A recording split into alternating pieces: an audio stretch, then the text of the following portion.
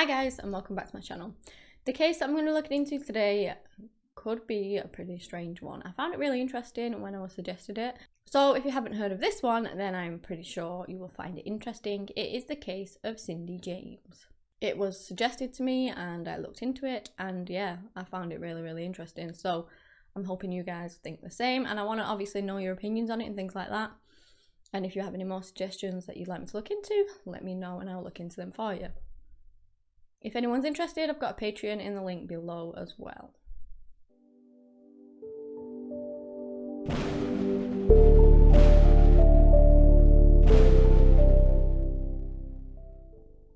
So Cindy James was one of 6 children to her father Otto Hicks and her mother Tilly Hicks. And the family all lived together in Richmond in Canada. Not much is really known about her childhood, apart from that it was pretty normal, so there was nothing that stood out in that. When she got to the age of 19, she got married, and the man that she married was Dr. Makepeace, Dr. Roy Makepeace. He was actually 18 years older than her at the time, and he was a psychiatrist. Now, Cindy worked as a nurse, but she absolutely adored her second job as a counsellor for children with emotional problems. She really enjoyed working with kids, even though she didn't ever end up having any of her own. In 1982, Cindy and Roy ended up getting divorced. They decided that they were going to end the marriage, and I believe that Cindy was really happy about that. I don't know about how Roy felt about it, but I do know she was glad to get out of the marriage. She was happy to start a new life and begin like her new chapter. So Cindy moves out and she ends up living on her own for a while. She was said to be this beautiful, radiant woman that just really loved life. She was very much a person that you would want to be around, you know, she was that kind of girl. So 4 months passed by after they split. She's been living on her own all that time. And then strange things start happening to her house and her home to her. And that is kind of when her troubles begin. So she started getting these strange phone calls. So like the phone rings, you go over, you answer it. And then on the other end, there's somebody putting on a voice and they would just harass her. So they would whisper her name. They would threaten to hurt her. They would threaten to kill her eventually.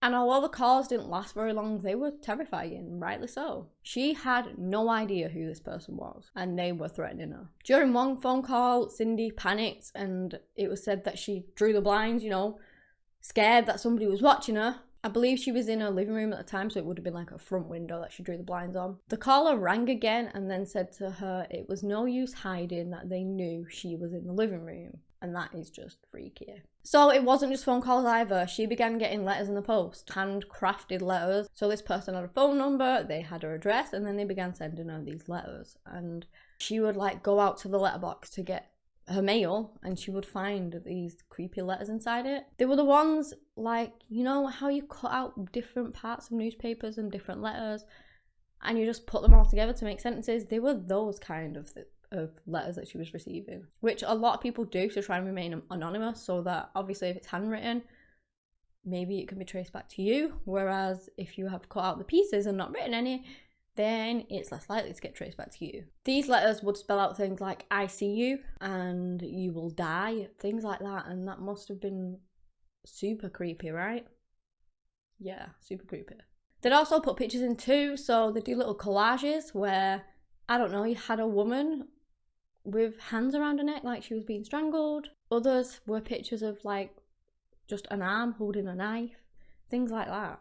I guess at first you're gonna think that it's a prank, and maybe that's why initially she didn't tell anyone. But they carried on, they got worse, the calls didn't stop, the letters did not stop, and she was frightened. So eventually she did tell her parents, who advised her to go to the police. So Cindy does just that, and I mean, come on, you guys know, in stalking cases, the police can't do anything. There's no evidence, and more often than not, these cases end up in tragedy because the only time that they can do something is when something physical is done to them or something like that, and then most of the cases it's too late by that point, which by the way I think is really dumb, because a lot of these cases end up in tragedy, and it's just heartbreaking because they've tried the police, they contact the police all the time, and seemingly they can do nothing, and it is dumb.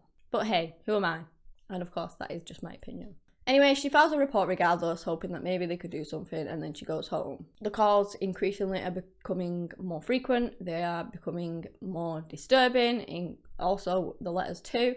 And at this point, as I said, Cindy was like this really vibrant woman that absolutely loved life. Well, her friends and family started to notice that her light was fading in a sense. She wasn't really herself. She seemed nervous all the time. She seemed really tired. And I mean, who wouldn't at this point? If you're getting stalked like that, you're gonna be a nervous wreck. As with many of these cases, they escalate. They normally do. And so she would go outside and she'd find dead cats in her garden. On one occasion, she came home from work and she found 3 strangled cats hung up from a porch. Just what? Why? Her porch lights had also been broken and she was terrified that somebody may have broken in. So she tries to call the police, and when she picks up the phone, she realises that actually her phone line has also been cut. So yeah.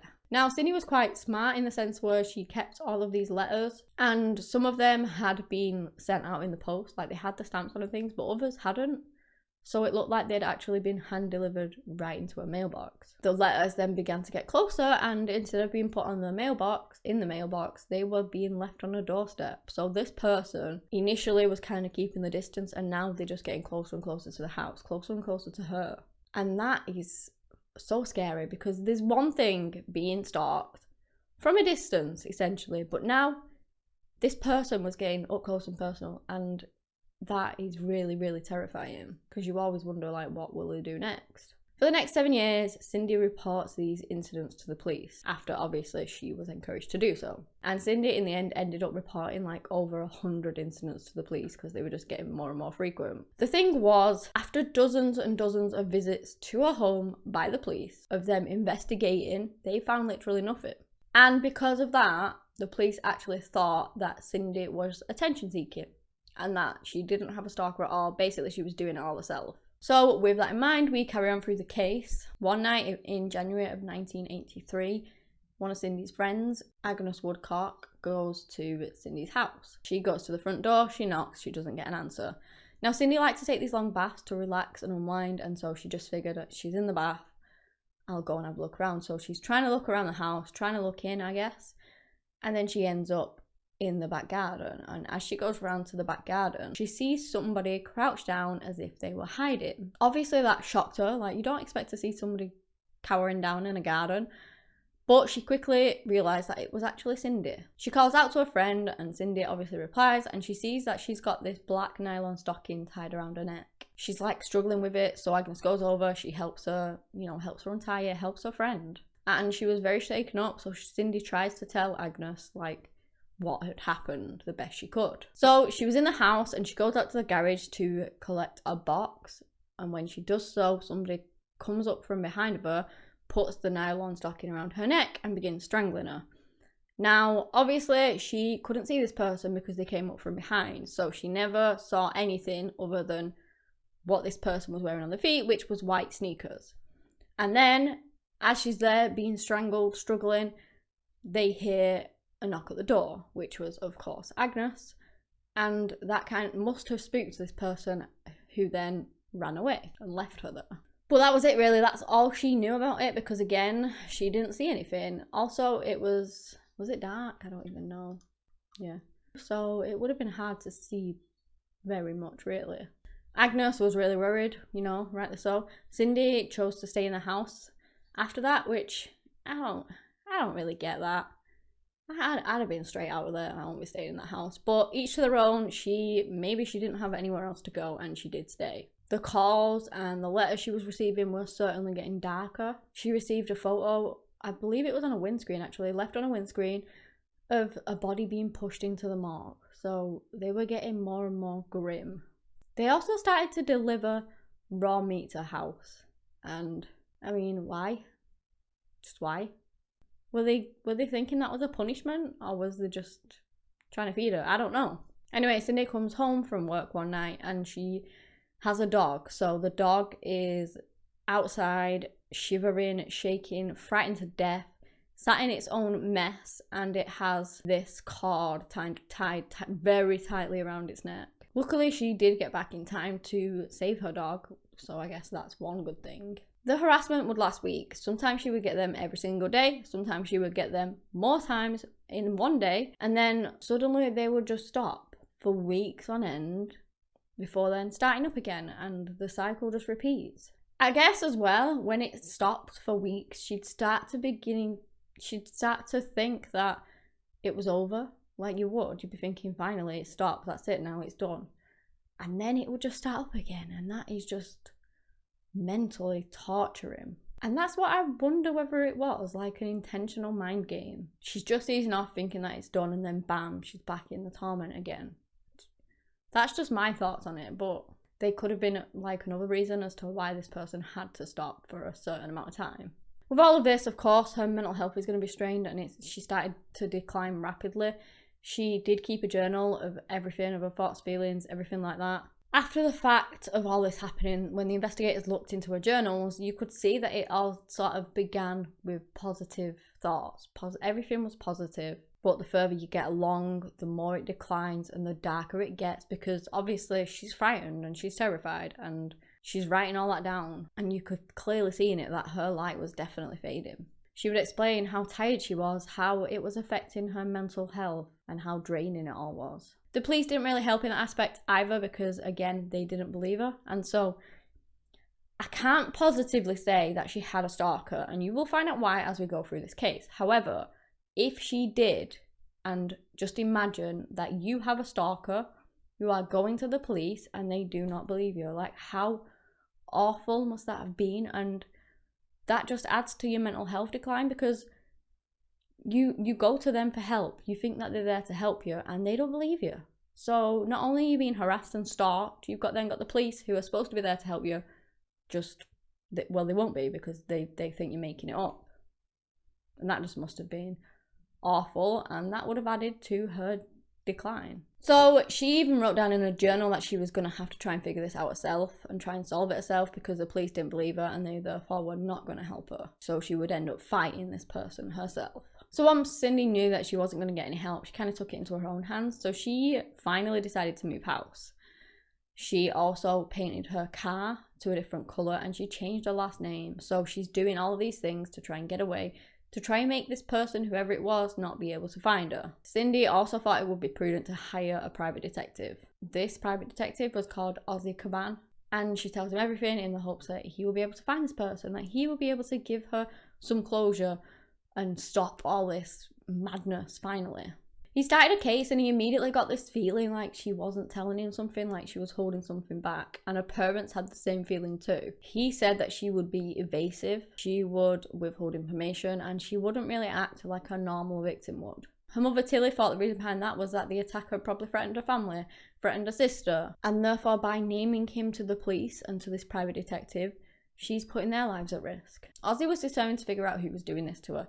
So he put lights all around, like security lights around the outside of a house, so that anyone coming up to the house, they'd be set off, and voila, they're all lit up so you can see them clearly. And that spooks a lot of people too, because there's one thing creeping up to someone's house in the dark, and then there's another thing, a big spotlight suddenly being shone on you, you panic and you run. He also gave her a two-way radio and like this panic button, so that if she was ever in any danger, she could contact him straight away. Like maybe if her phone lines had ever been cut again, she wouldn't have been able to ring him, but she could have used the radio. Late one afternoon on the 30th of January in 1984, Ozzy was just at home, normal day, when he hears these strange noises coming from the radio. They were like crackling and shuffling noises, I think, and he thought that maybe something was happening. So over he goes, he rushes over to Cindy's house. He goes to the front door, he finds that it is locked. The back door was also locked, but as he's looking through the windows, he sees Cindy lying on the floor with a paring knife in her hand.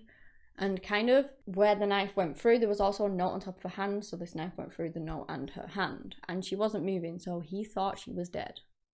He broke in the door and he rushes over. He finds a faint pulse, and he obviously brings an ambulance, and she's taken to the hospital. She later recalled being attacked and then stuck in the arm with a needle, so drugged as well.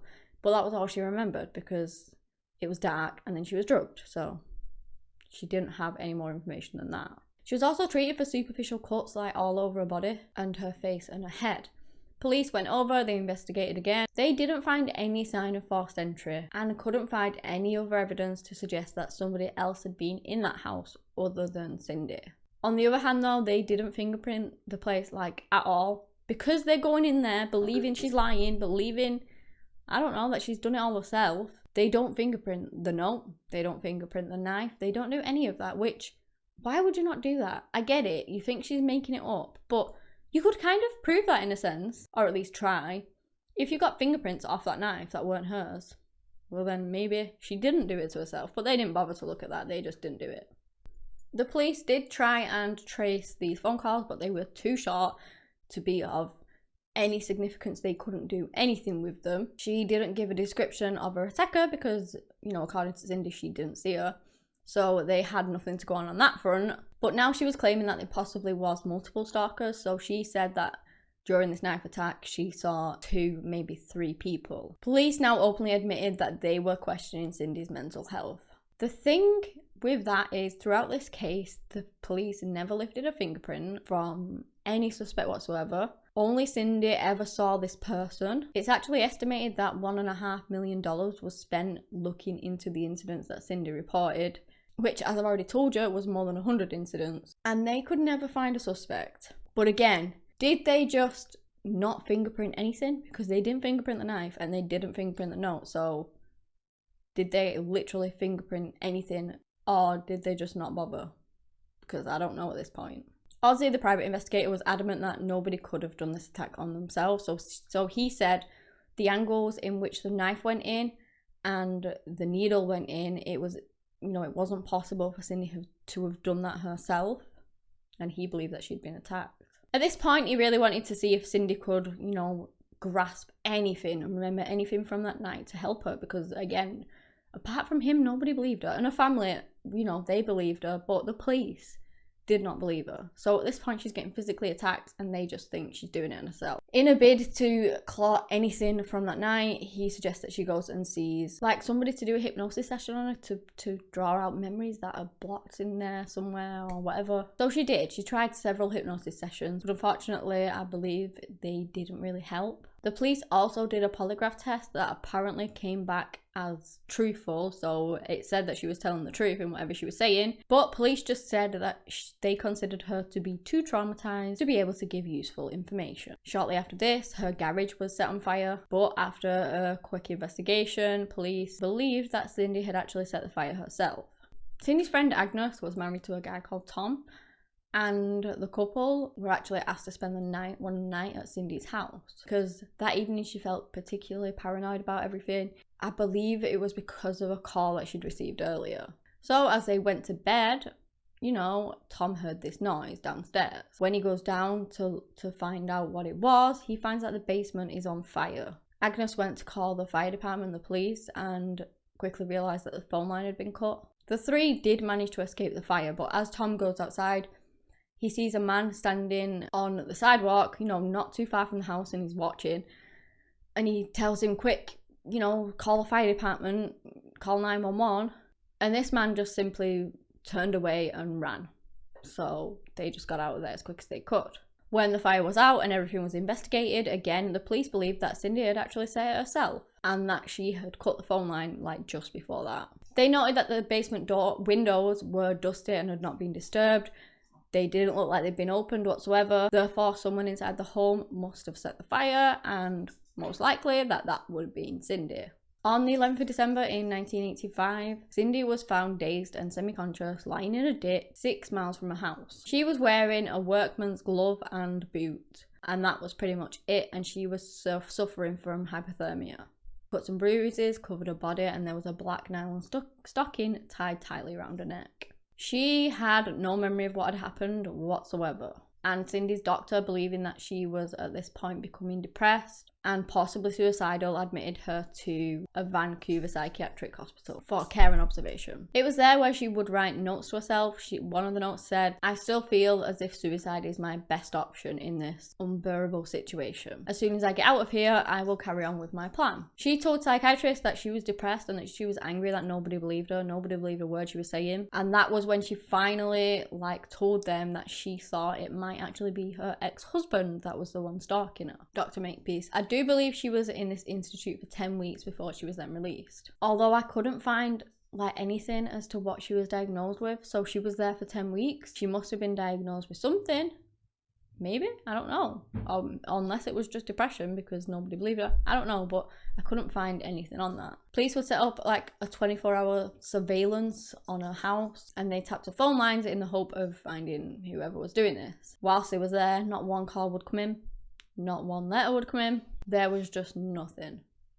I believe, I don't know whether they did like shift changes or something like that, but whenever a policeman was sat there, or a policewoman was sat there outside of the house, nothing happened. But if they, say, left to swap shifts and there was nobody there, then a phone call would come in. This time, one of the detectives took like a keen interest in her case, and he was called Pat McBride. He actually ended up moving into Cindy's house with her to protect her and find out what was really going on. It was also suspected that he was romantically involved with Cindy. And again, while Pat was living there, not one phone call was made whilst he was there present. They only occurred when the house wasn't being watched, as I've already said. Cindy's parents thought that whoever was doing this was just really smart because they're watching a house, okay? So they see police out there. They're not going to be calling and ringing and sending letters in when the police are sat right outside of them. They're not dumb. And that is what they believed was why she didn't receive any when they were there.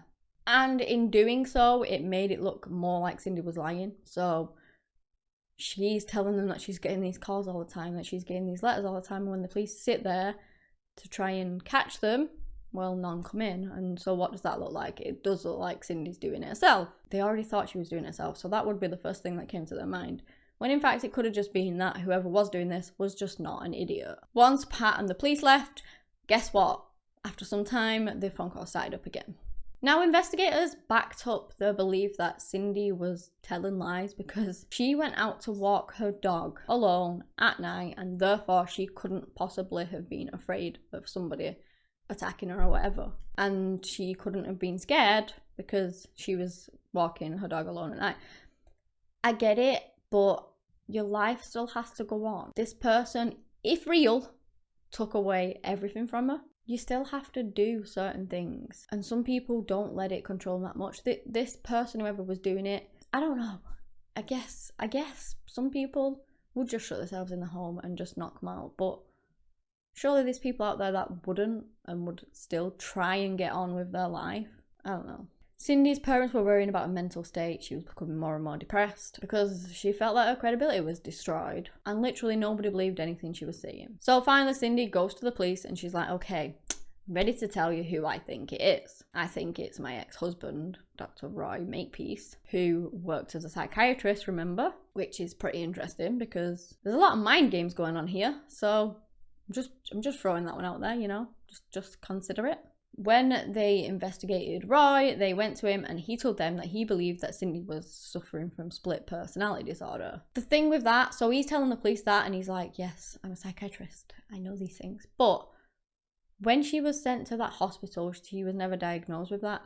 As I said, I don't know what she was diagnosed with, but it wasn't that. So surely if she spent 10 weeks there, they would have known if she had split personality disorder. It doesn't necessarily mean that she didn't have split personality disorder. It's just something to be noted, you know? She was there for 10 weeks though, so yeah. Police did thoroughly investigate the doctor and they found no evidence that he was involved in any way whatsoever. Whilst they were investigating him, the doctor presented this recording that had been left on his answer machine. Apparently, it was from his ex-wife Stalker, and this was the first time he'd ever received such a call. Here is the recording of that. So listen to it and let me know what you guys think.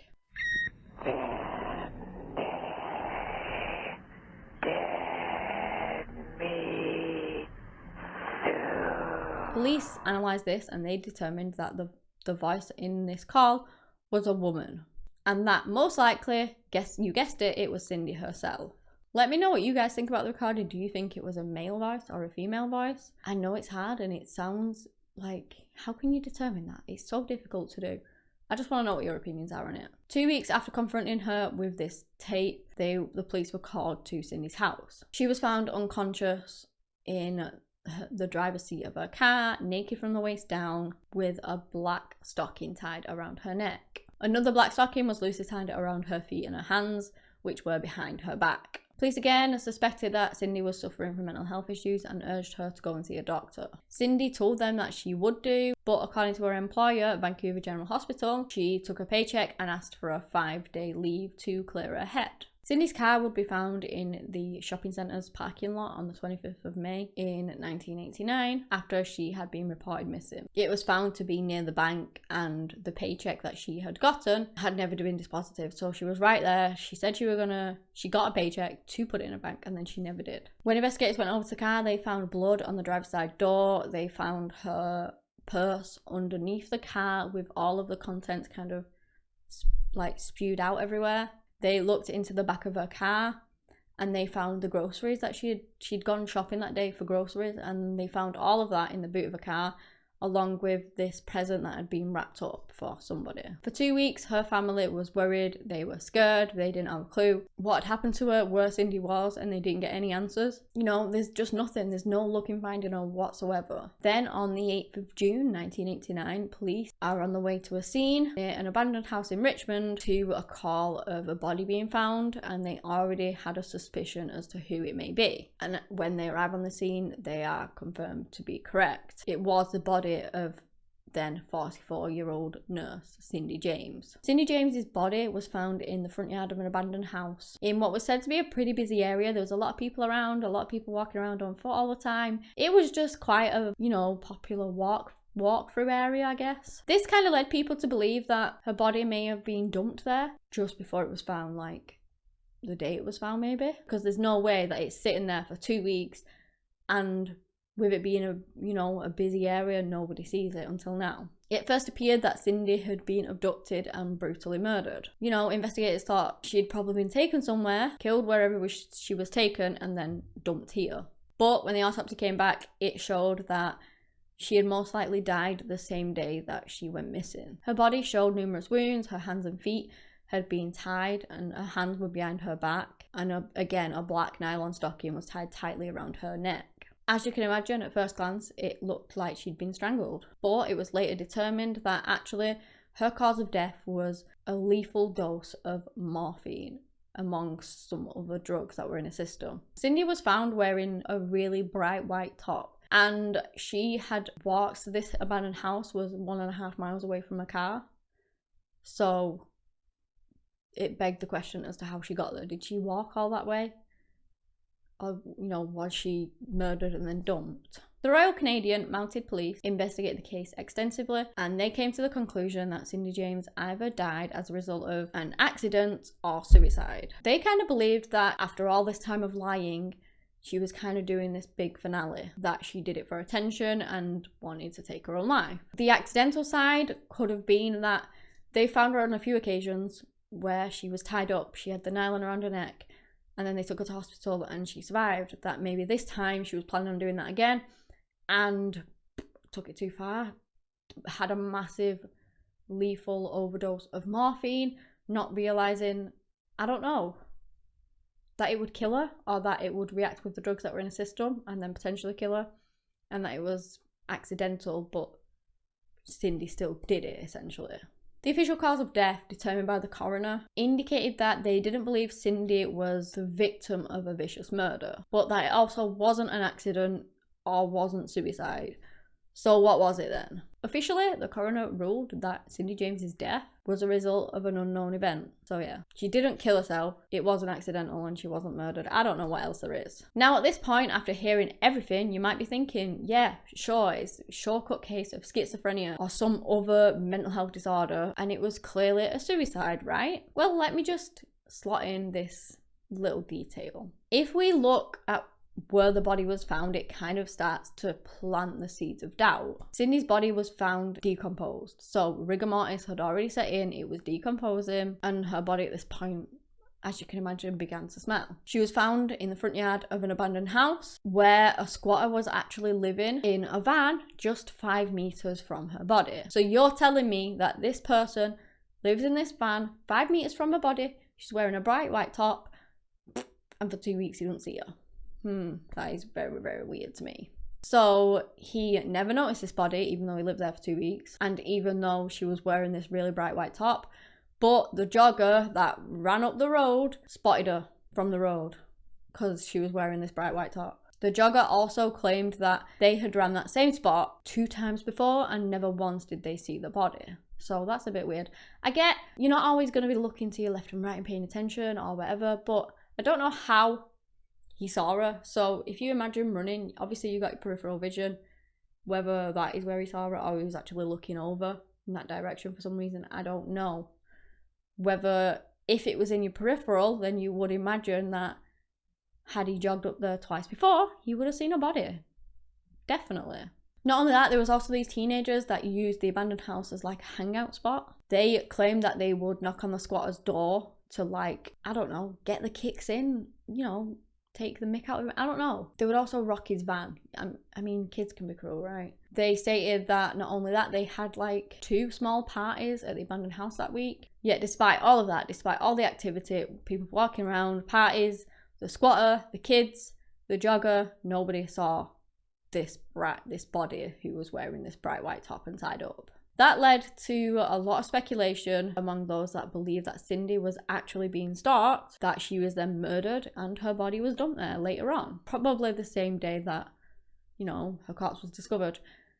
Maybe this person had murdered her on the day that they abducted her, right?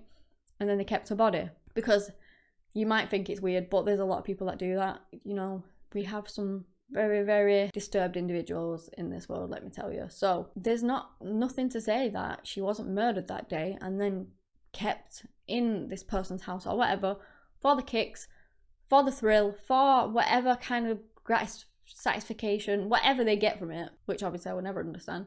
And then once her body had started to smell and emit the odour, that is when they decided that enough was enough and they had to get rid of her body. It's plausible, it really is. Further speculation was cast around the police, like some evidence that they gathered that was never actually followed up on. At 2 of the attack scenes on Cindy, they found these cigarette butts. They didn't belong to her and they were collected into evidence. In addition to that, at one scene, 2 grey hairs were extracted from Cindy's genital area. That again didn't belong to her, and it isn't known what the police did with this evidence. The police force refused to offer any interviews with regards to this case to the media or anything like that. They just said that the case had been closed, kind of thing, is over and done with.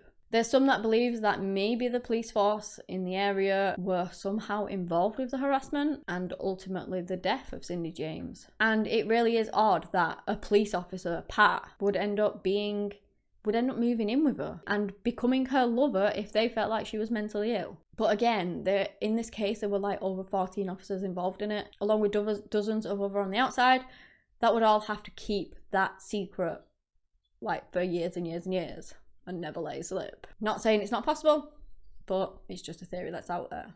Others point to the fact that the voice message left was that of a female, speculating that maybe Cindy's stalker was a female lover. But again, there's no evidence of that, it's just wild speculation. But if they're hearing a female voice on that tape, who's to say it was Cindy? Because there's no evidence for that. Yes, they believe she was lying, so they just assumed, again, an assumption by the police. Sadly, since Cindy's parents have passed away without ever really knowing truly what happened to her, they believed until their very last days that their daughter was murdered, that she did not commit suicide, that somebody else did that to her. Cindy's sister, Melanie, who was 27 at the time of Cindy's death, however you believe it at this point, ended up writing a book titled "Who Killed My Sister, My Friend?" And she continues to search for answers as to what happened to her sister. There's a lot of different theories out there. Some say that Cindy maybe was abusing drugs. I mean, she was a nurse. You know, maybe she was able to get access to them because of that, and that maybe that triggered something, or maybe she was mentally unstable. Maybe she had a mental illness that went untreated, and then the drugs just intensified that. And that's just what some people believe. Again, we don't know. There's a lot of people who do believe that Cindy was in fact doing it all herself, that she was just mentally ill, very troubled, and that, I don't know, I guess maybe as a Munchausen syndrome kind of thing where you hurt yourself for attention, maybe that's what she was doing. Then you've got the other side where people believe that, you know, it was her ex-husband that was stalking her. He was a psychiatrist. He would have probably had access to certain drugs, maybe morphine. He was quite an intelligent guy, which, again, if the stalker was real, people believe that he, you know, she was intelligent. And also, being a psychiatrist, I guess, you know how the human mind works. You know how to get in there. So it would make a lot of sense with the mind games that were being played on Cindy if her stalker was real. We don't know what their relationship was like, but maybe he didn't want her to move on. Maybe he was controlling. Maybe he was not happy that they ended their marriage. I mean, we just don't know. But many people do believe that it was her ex-husband all along. Others believe that the stalking was true. You know, maybe it wasn't her ex-husband, maybe it was someone else, but that whatever Cindy was saying was true and that she was murdered. So who knows? But the only viable suspect throughout this entire case is her ex-husband, but police did rule him out early on. Again, did they do that because they thought Cindy was making it all up? You just don't know. You really don't have a clue. So was Cindy harassed, assaulted, and ultimately murdered by an unknown person? Or was her stalker an unknown phantom, invisible man, essentially, in her mind that she just fabricated completely? Maybe she truly did believe that it was real because of her mind playing all these tricks on her and, you know, suffering with mental illness. Your mind can do a lot, and it's crazy when you actually look into it, what it can do. Is there still a sadistic man out there looking for his next victim? Or is the human brain really capable of doing such sadistic things to itself, essentially? What do you guys think on this case? Do you think that she committed suicide? That either she was making the stalker thing up for attention, or she truly believed that she was being stalked, even though she was doing it all herself because her brain was playing tricks on her? Or are you on the other hand where you think she was being stalked, that it was all true, that the police just never believed her and they eventually murdered her and somebody out there got away with murder? I really, really would love to hear your thoughts on this case because personally, I just don't know. Like, I have looked a lot into this case. I found it really interesting. At first, I initially thought the police were they just blew it all out. They just didn't believe her. They were set on saying that she's a liar and that she was being stalked. But the more I've looked into it and the more I've found that police did spend a lot of time on it, even though they didn't fingerprint stuff and things, which I really think they should have done. But the more I've looked into it on that aspect, makes me believe that maybe it was all in her head. Again, I don't know. I'm going to sit on the fence. I'm going to be straight in the middle because I just don't know. But I found it really interesting. At first, I thought it was like a huge miscarriage of justice, that Cindy was definitely murdered, and now I'm just not sure. But yeah, that is the end of the case. Give me a big thumbs up if you've enjoyed this video, and subscribe to my channel for similar content if you want to. If not, fair enough. Anyway guys, that's all I have today on the case of Cindy James. Thank you so much for watching, and until next time, bye.